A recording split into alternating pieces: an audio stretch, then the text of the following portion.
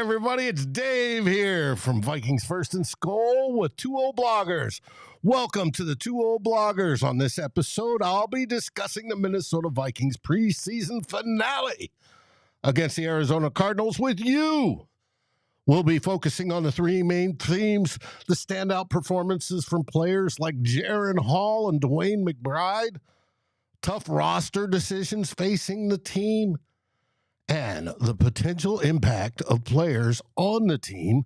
I hope to be providing some insightful, if not entertaining, analysis and engaging discussion with you on all things Vikings football.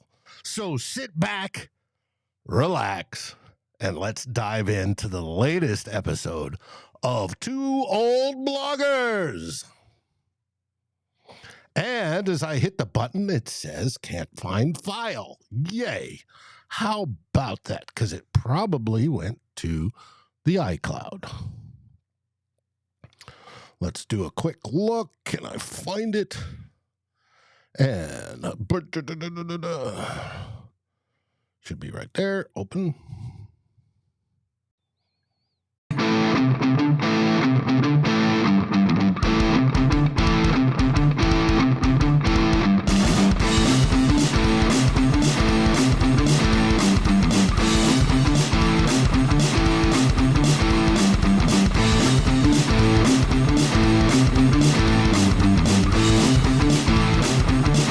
Vikings First and SKOL presents This Week in Vikings Land with Darren and Dave, your two old bloggers.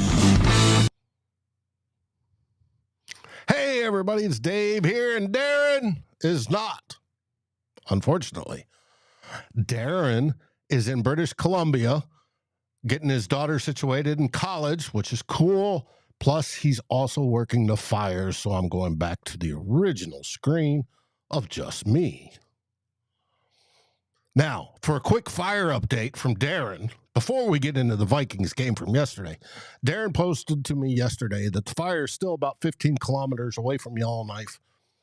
Big winds are shifting, though. However, today, and he read that the temperatures are still over 20 degrees Celsius, which is higher than normal.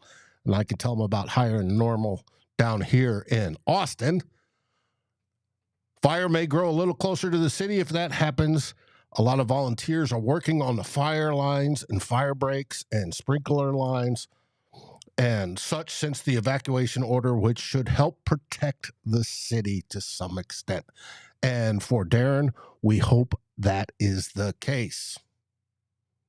Now, it's time to get into the game. On Saturday, August 26th, yesterday, the Minnesota Vikings wrapped up their preseason with a tough 18-17 loss to the Arizona Cardinals. Although the game was a loss, it provided an opportunity for the Vikings to bench and practice. It provided an opportunity for the Vikings bench and practice squad players to showcase their abilities and for the coaching staff to help make the tough decisions that is coming down here in the next couple days as they select the final roster. One standout player was Jaren Hall, the reason for the thumbnail. The rookie led the team on a strong 10-play, 75-yard touchdown drive in the first quarter.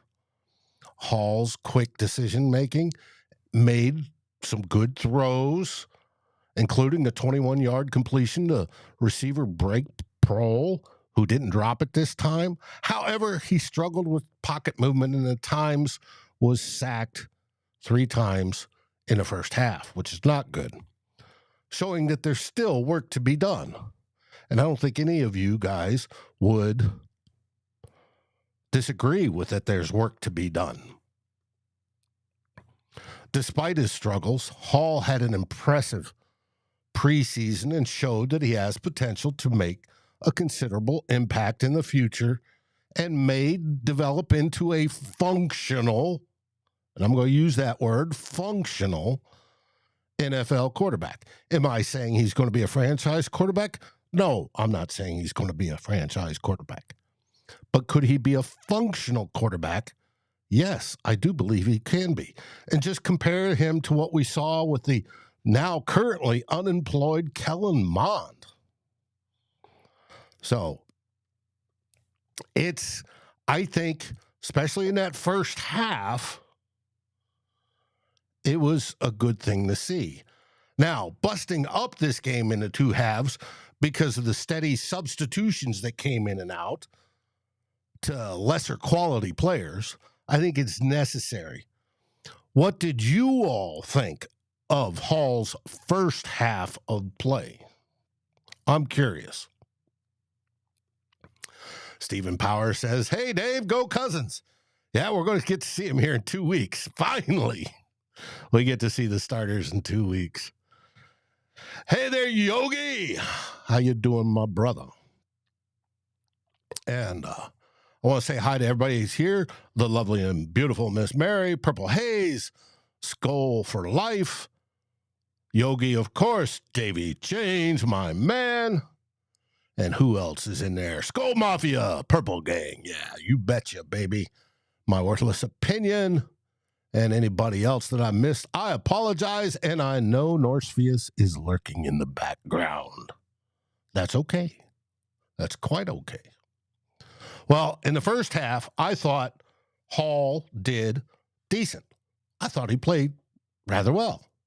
He made some good choices. He made some decent throws. He moved the team down smoothly, especially on that first drive.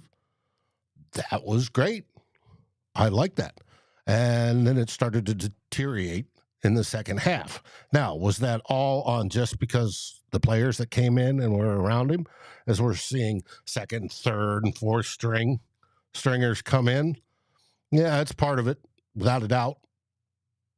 MWO says he sees Hall having a long career as a backup.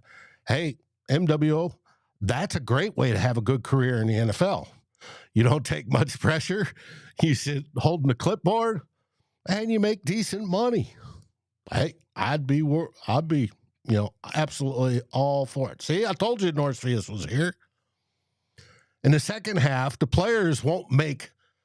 lot of those players won't make the team that were on the field. Hall struggled to find open receivers and threw an interception in the fourth quarter. However, he completed a tight window throw, which was wonderful. You all saw it. He didn't loft it. It was nice, low trajectory, through the window. This guy's doing this, and boom, for the reception. And he also improvised on that fumbled snap, which was good. And he set the team up for the Vikings' late go-ahead field goal, which we all know what's happened there. Kicking's going to be the bane of this team, as usual. But it's the preseason, and it was 54 yards. For those that want to say, hey, it was 54 yards. People miss 54 yarders. Yes, they do in the NFL. But more and more kickers are making more and more of those. And we want to see Greg Joseph do that versus hitting it about 15, 20 yards right. But hey, Hall showcased some of his quick decision-making on a good throw and demonstrated his athletic ability. He was able in run play actions to get out, get open, throw plays, or throw good passes. He was able to scramble at times. Those are things we want to keep and hold on to. Those are good things that he can do that.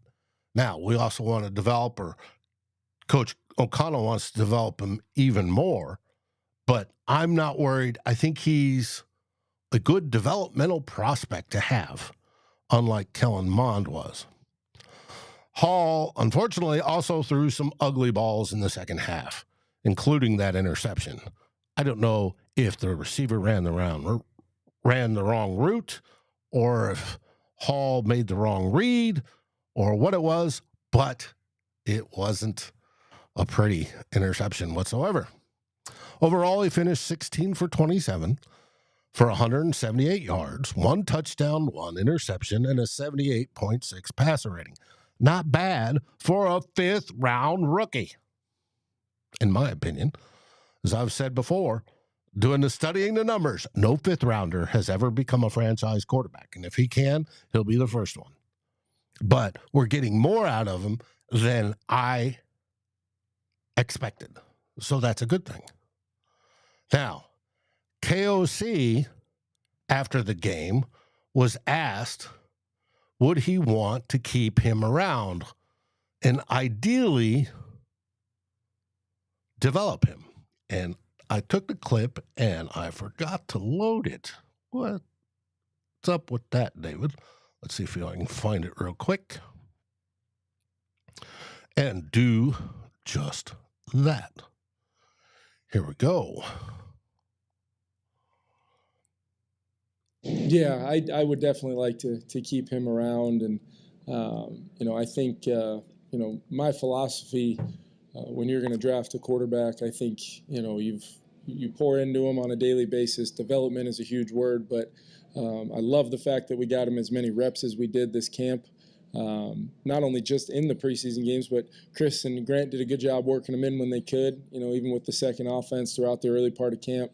We did a lot of developmental periods, 3s-on-3s, kind of throughout training camp. So I feel like Jaren, has a really, really good understanding of our offense, where he can grow, where his comfort level can grow, and hopefully hit the ground running the next opportunity that he gets. Now, my question to you is, what's that next opportunity? Do you think Coach O'Connell's already got his mind made up? Is he already banging on Kwesi's desk? He needs to make the 53-man roster. I want him here. Do you think that's going to happen? Or will he be released come Tuesday afternoon at 3 p.m. Central? What do you think? I think he loves him. That's me personally. That's Dave. I think he loves him. I think he's going to keep him. I think he's going to make the roster. But we're going to find out. On the defensive side of the ball, 4th-round safety Jay Ward made a number of plays, including a strip sack on the Cardinals quarterback that led to the Vikings touchdown in the first quarter, and it was a beautiful thing. The defensive line also gave Arizona some problems, with Sheldon Day knocking down a pass, drawing a holding penalty, and creating several more pressures and a tackle for a loss. Rookie defensive tackle Jaquelin Roy also made an impact in his first work, plowing a Cardinals guard back into the quarterback to create a 3rd down pressure. Gotta love that. Hey, keep it up, Jaquelin. Make that happen. And you also had Luigi Villain, who had a good game, fast around the edge. He had a sack, but I believe it was called back for a penalty, unfortunately. It was those guys, and remember, all these are 2nd, 3rd, and 4th stringers of the bunch. Those I named, I thought had pretty decent games. On one of the interviews I heard with Coach O'Connell, he said that Coach Flores asked him if he wanted to show that blitz, talking about the Jay Ward blitz. He decided to, and we all loved it. But was it the right choice to show that blitz in the preseason? And that's what I'm asking you. Do you think that was the right choice or not? Norsefius, it is beer 30. And today I'm drinking beer because it is an ungodly 107 here in Austin, Texas. Now, Kevin O'Connell says, hey, it's no big deal. People are going to know we're going to run this blitz. We're not hiding anything from them, so let's run it. And it worked. Now, Jay Ward's a backup. I can't wait to see that when it's Harry the Hitman Smith, because it's going to be awesome. And we're going to see a lot more than that. Anyways, SKOL there, Drewster. I can't wait to watch your show after I finish this one. And folks, if you do not know, Drew Bunting is a third of the Drew and Ted show. Of course, Ruby is one of the three of that show, and he has a great show. And it got put out late today, so after this show, go check it out. That's Vikings Report with Drew and Ted. Thanks for showing up there, Drew. I appreciate it. Now, Dwayne McBride, the Vikings running back, looked impressive in his third game. Finally, I mean, I shouldn't say finally. He was horrible in preseason game 1. He got a little better in preseason game 2, but preseason game 3 against the Cardinals yesterday, I thought he looked pretty impressive. He got better. Now, he made a leap over the line for the touchdown and continued to play well throughout the drive up to that point. He showcased some of his running back skills, and the ability to press lanes to open up more space. Aaron Dykes, who had only fourth quarter duty, looked, he didn't look as good as he did last week against the Titans. And I'd wanted him to, because especially on the kickoff returns, I thought he did fantastic. But yesterday, Prater was blasting him through the end zone and nobody was returning him. It's just the way it was. Now, my question to you all is, as Dykes didn't show as well as he did against the Titans, and that's understandable. He didn't get the kickoff returns, but I don't think he showed as well in the run, and he was basically with the third and fourth string lines. Did he or McBride either do enough in yesterday's game to make the final 53? What do you think? And yes, Holden, I do think McBride needs more reps. I would say the same for Dykes, but I think McBride definitely needs more reps. Do they make the final 53, or are we hoping that we can snag them on the practice squad? I'm not sure either one of them make it. It's all going to depend on Kene Nwangu and his status and how many backs they want to keep. Because we know we got Madison, we've got Chandler, there's your 1 and 2. Kene is a mystery. That's possibly 3. And then you have C.J. Ham, and they're not getting rid of C.J. Ham. So it should be interesting to see. Davey, I like this. From a culinary standpoint, watching these guys is like watching a serving of caviar on Spam. That's funny. That is funny. And it brings back old memories of the Gulf War and the can of Spam we'd have. It wasn't the little can of Spam you can buy in the store. No. That sucker was a 5-gallon job. They opened that sucker up and go, and it would suck its way out of the can straight into the pan. And they go, how would you like your powdered eggs with that? Oh, the memories, Dave. Davey, the memories. My worthless opinion thinks Dykes should show a little bit more, but neither were impressive. Dr. Proto didn't watch the game. Guess it was like fasting. Dr. Proto, the first half was decent. The second half was a snooze fest. And that's the way it works. Sometimes in the preseason. We'll find out. And Yogi's talking about Roy. We'll get to Roy here shortly, I do believe. There, Yogi. He's in my notes. The game also revealed the results of the battle for depth spots at receiver, or at least gave us an insight to them. Jalen Reagor was starting and played the majority of the game, and Tristan Jackson caught a 19-yard pass from Hall. Brandon Powell had a strong camp, but did not play and may be traded to create cap space. Yeah, possible.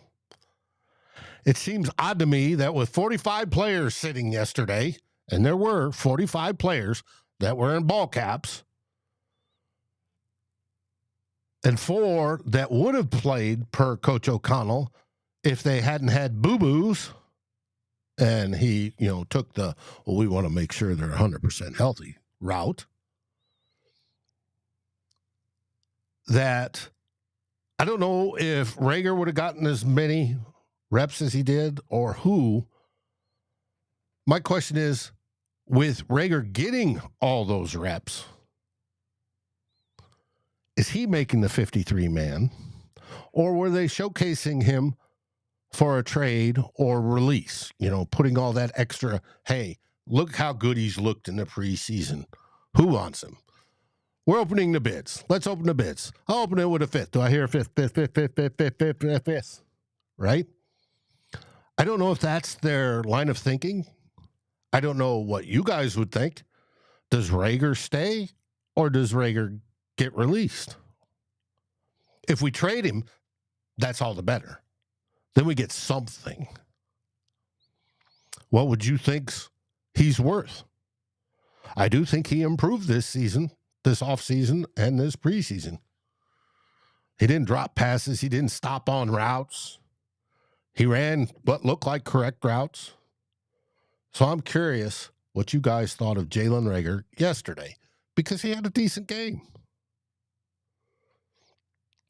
And if I haven't said hello to you, and I see Jonathan got in here as well, hello. Now, in terms of the offensive line, and you can call it offensive, yes. The starters are set from left to right, as we know. Christian Darrisaw, Ezra Cleveland, Garrett Bradbury, Ed Ingram, and Brian O'Neill. While the backups are still sort of taking shape. Oli Udoh, Vidarian Lowe, and Austin Schlottman are clear-cut backups at tackle and center, respectively. Or are they? It depends on how many they want to keep. Now, when it comes to Blake Proehl, I think he's locked to make the team. He was the best backup all preseason, without a doubt.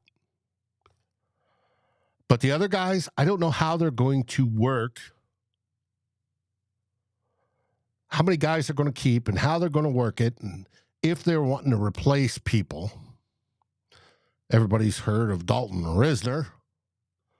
Well, supposedly the issue with Risner, like I said before, there was multiple possibilities of why he hadn't signed, was that he wanted a guaranteed start and he wanted a guaranteed $8 million. And the Vikings said, we're saving money. We're in money-saving mode. We have better things to spend on. Now, what happens after Tuesday is anybody's guess. Because suddenly you're going to have a whole lot of people out of work. And maybe the Vikings go shopping. And if Dalton Risner says, well, all right, I do want to play and get paid somewhat, who knows? He may come back. Otherwise, no. Yogi says trade Reagor to the Bears for Travis Gibson. I trade Reagor to anybody as long as we got something back in return. Hey there, Aaron. Aaron says we must be keeping a list. Sign them after week 1. That's a possibility too, because then you don't get the veteran or the vested guaranteed salary all year or however that works. And I'm cool with that too, if they want to wait. But I would like to see the regular starting line play for once. I want to see the starters play for once. I don't know about you. I fully understand why KOC doesn't play starters during the preseason. It makes perfect sense to me why he does that. Do I like it, though? No, I do not like it. I like to see those guys getting some playing rep and getting some time together at full speed. Now, he'll say, yeah, but we do the joint practices. Well, the joint practices are fine, but you're still not tackling. So, I don't know. We'll get to see the starters play here in 2 weeks, 2 weeks from today against the Tampa Bay Buccaneers. But we'll see. Yes, Dean, we need depth at O-line. That's the whole idea. And why that did that, I don't know. There we go. Now, was there any encouragement to be taken yesterday from those backups on the O-line? Was there any of them that you thought, hey, that might work, other than Blake Proehl? Any of them? Schlottman? SKOL? SKOL had a decent game. I don't know. But now, the deficiencies on the O-line, trust me, league-wide, there's deficiencies on the O-line across the board. Nobody has a great set of backups. They don't exist. They're not available. For quality offensive linemen, there is an over-demand and an under-supply. Now, part of that comes from the fact that football has changed in college, right? And they're playing more spread-type offenses, and the offensive linemen don't have to do as much. Another part of that is that a lot of high school programs back in the day, which had full-blown 11-on-11, linemen, stuff, grooming up, don't exist anymore. A lot of them have gone to 7-on-7, and you're not getting that grooming of linemen from Pop Warner on up. That's why it's becoming more and more rare, and it's harder to find, and they're taking longer to develop once they are in the NFL. Now, is it, I can hear the violins playing? Yes, I can. It's just the opposite with running back. You got a plethora of them, and everybody wants to play running back, and you can do that on 7-on-7 because they have running back, not linemen. And I think that's one of the problems with the NFL right now is everybody's looking for those great linemen, and hopefully you get at least 5, or quality linemen across the board, and you can field a good line. But when it comes to backups, they're very few and far between, and when a team has them, they generally will not release them unless somebody pays a lot for them or they come to the end of their contract. Aaron talks about they're playing too many video games too and getting fat and slow. Yes. Back in the day when I'm old, back in the day, we went out and played all the time. We didn't have the electronic stuff. So it was, come in when the lights come on or when dinner's called. And damn straight, we did that. We're out all day, starting games to pick up baseball, basketball, football, Frisbee, golf, whatever. We were doing all sorts of things on top of getting in trouble.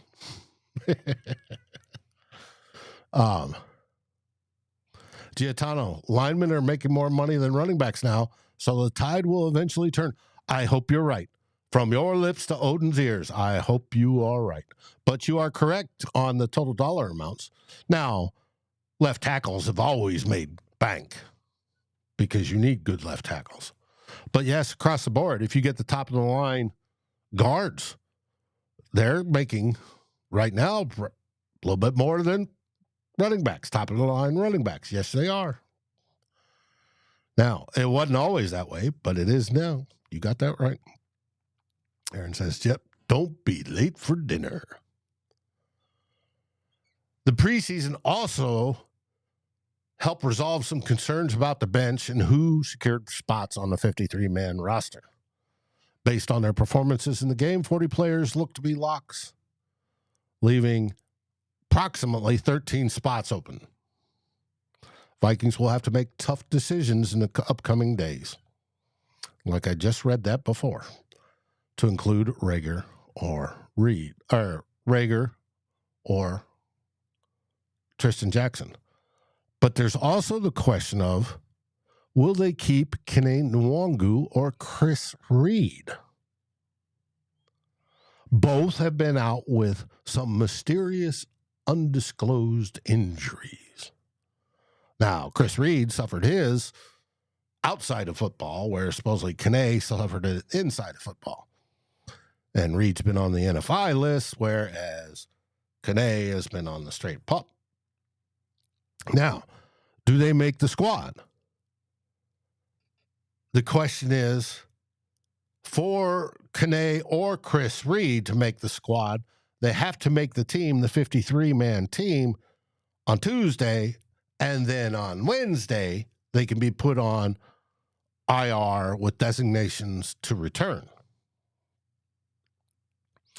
Or they could be released. And out of the four, Jalen Reagor, Tristan Jackson, Kene Nwangu, and Chris Reed, who's on the roster as of Tuesday at 3 p.m.?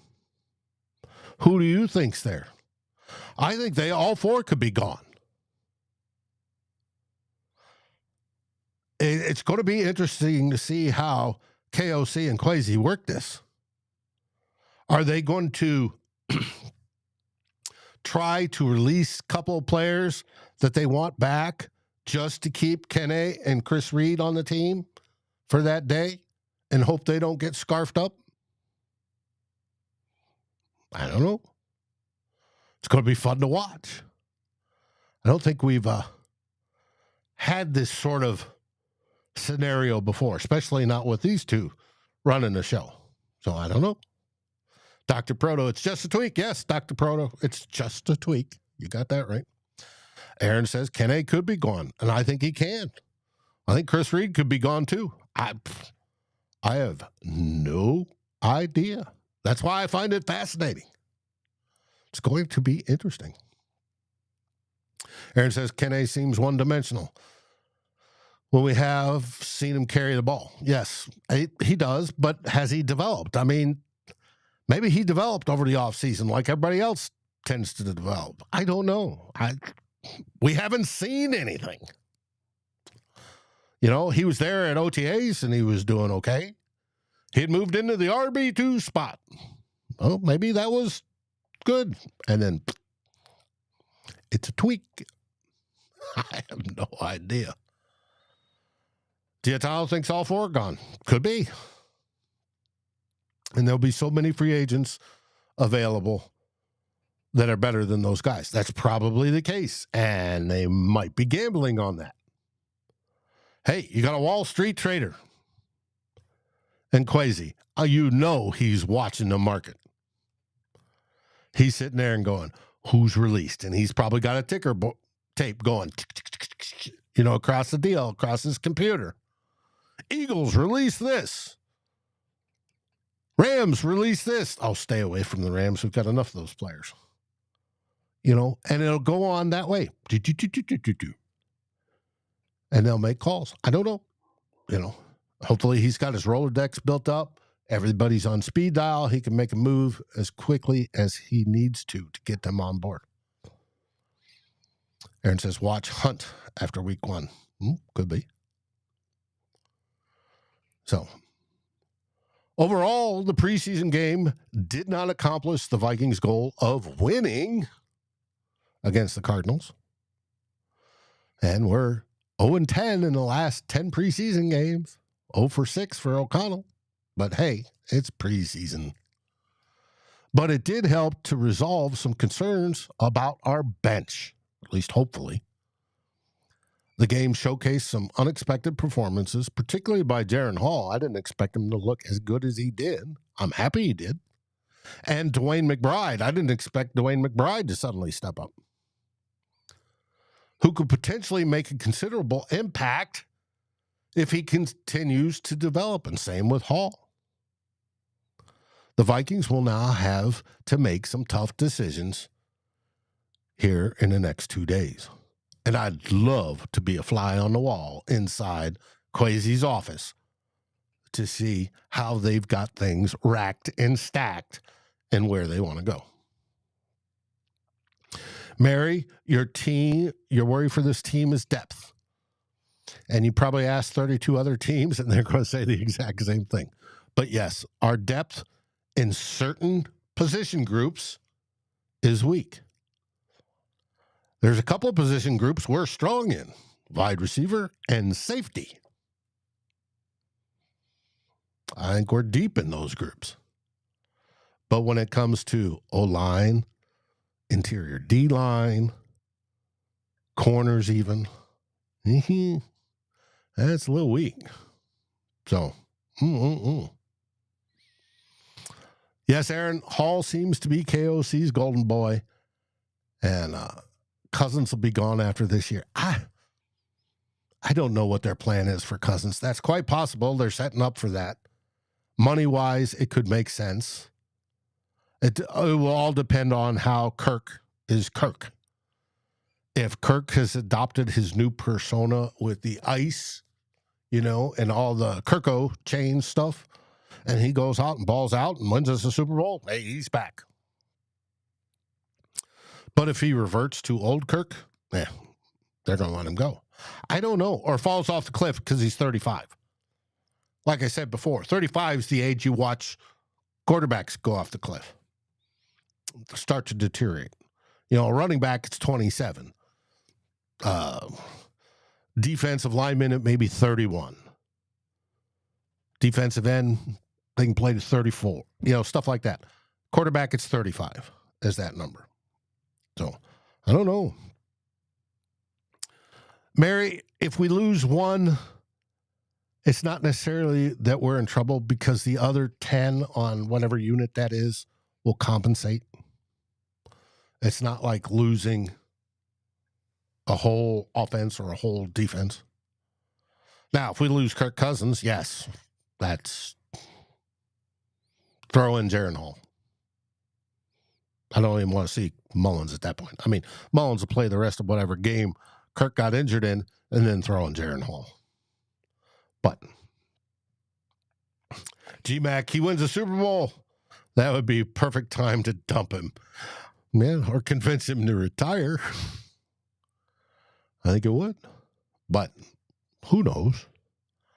We won't find out. We've still got the season to be played. And you should be excited about that because the team looks decent. They look competitive. They look like they can win a good amount of games. Now, have we seen the first stringers play yet? No. We've read all about them. We've talked all about them. We've talked how Brian Flores is making that defense just absolutely miserable for opposing offenses and our Vikings offense, for one.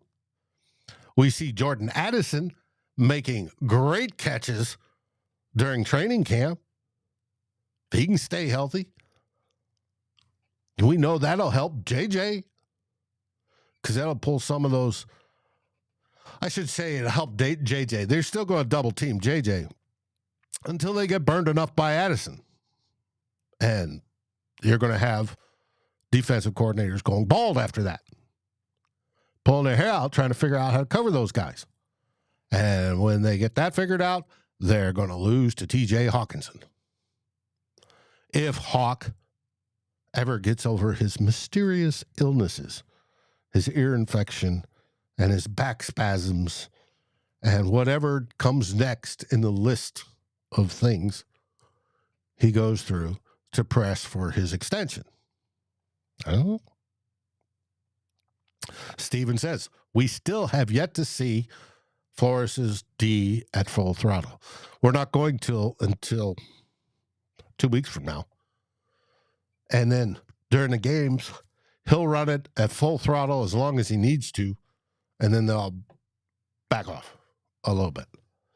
Right? If the Vikings, get a 2-3 touchdown lead, let's back off. We don't have to show everybody everything. Hey, cool. Yeah, G-Mac. Hawkinson has a wallet infection. Yeah, I think that is too. Dr. Proto, wallet spasms. You got that right. Hey, speaking of wallet, who would like to go see or have the possibility of going and seeing the Vikings versus the Tampa Bay Buccaneers week 1 at US Bank Stadium? What if I tell you Fans First Sports Network is giving away a package of 4 tickets to the game of your choice week 1. It's only week 1. Now, if you're in Minnesota, obviously that's going to be the Vikings versus the Bucs. If you're somewhere else in the country, you could still win and go to whatever local game that is. But you have a chance to win.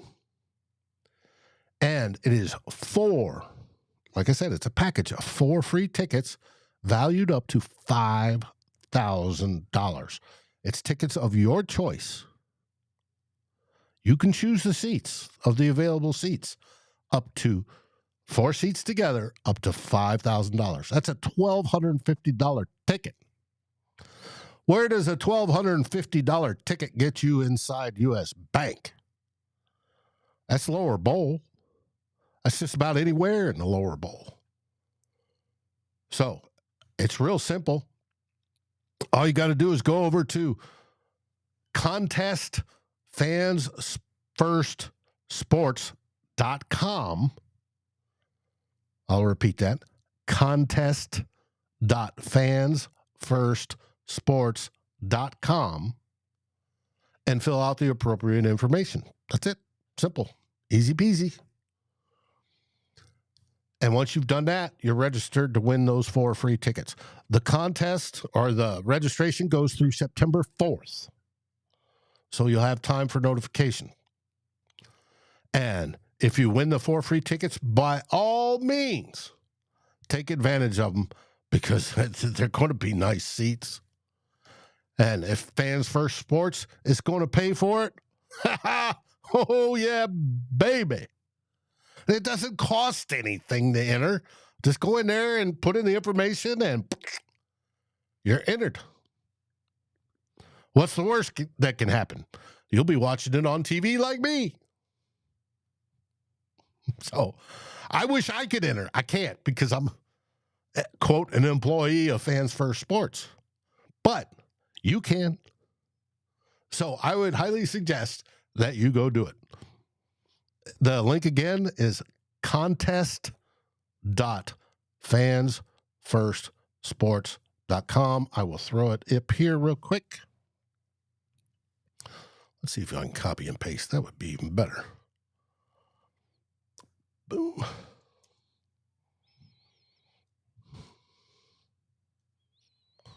Bada bing, bada boom. There it is.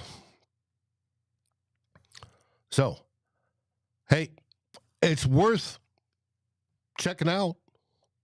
I would love some primo seats. That would be sweet. But, hey, only at Fans First Sports, which Vikings First and SKOL is the Vikings arm of. So, that's what it is. Hey, I want to say hello to everybody who's here. I see Rap joined us. Good to see you, Rap, my brother. And anybody else that I missed, sorry about that. But I do appreciate you being here very, very much from my heart. Now, Darren should be here hopefully next week. Hopefully they'll finally get rain up there, put the fire out, and he'll finally get back up to Yellowknife from his traveling. If not, he'll be back up in Alberta at his in-laws' house and still working the fires because he can do that with his job. And then you'll get to see us that way. But, you know, hey, now for what's happening this week in Vikings First and SKOL, tomorrow night we have the Real Forno at 6 p.m.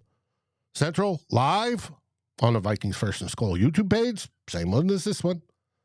Tyler's going to be talking about his final 53-man projection and also the game. And I'm sure you're going to hear some loving and gushes all over Jaren Hall because that's Tyler. Nothing wrong with that. He likes him. Then Tuesday, that's right, you heard me say Tuesday instead of Wednesday. Tuesday, we're going live at 6 p.m. to go over who made that 53-man roster. And that should be a good show as we argue about, that was a dumb choice. What the hell is crazy thinking? You know, that sort of information. We'll find out.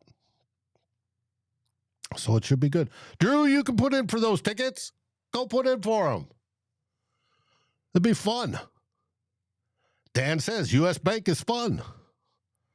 Everybody that I've talked to that's ever been there says it's the best place to watch a football game. I'm up with that. So that is your early schedule for this week. And then Wednesday, we'll get midweek musings from Justin Day over on the podcast side. So it's going to be a full week, folks.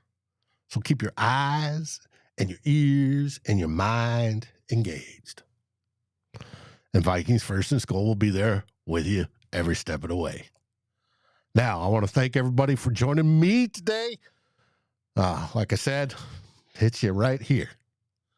I hope you have a great rest of your Sunday. Enjoy good food, good beverage, of course, and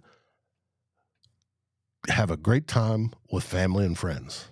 And with that, what do we say? SKOL Vikings! And the rollout file is missing too. This is what happens when you deal with Apple or Macs and they don't want to update. Here we go. And again,